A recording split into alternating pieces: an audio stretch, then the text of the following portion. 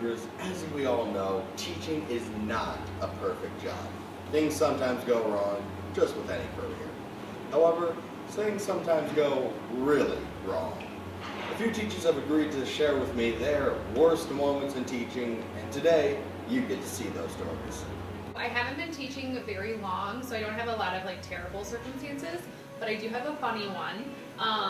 So a weird thing about me is that when I sweat, if I get sweat in my eyes, they swell shut. And that happened to me. I went for a run the night before I was in my very first class student teaching, and it went down, but they were still so swollen that my students didn't recognize me and thought I was a substitute teacher.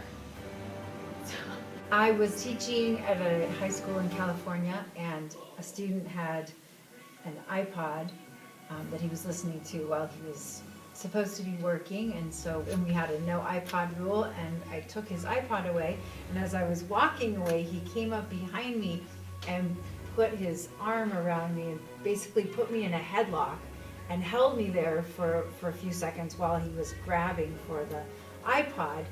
My most difficult moment of teaching is probably every moment.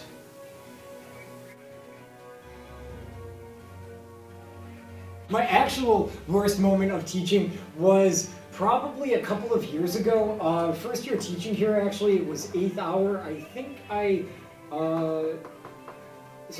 would be this year's seniors. 8th hour, I get migraines occasionally as a result of the weather changing, and that happened, and I ended up having to puke.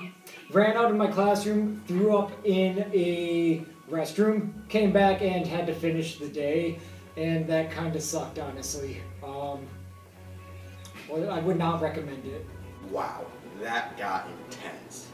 Of course, we're all thankful that all parties involved in these incidents are okay.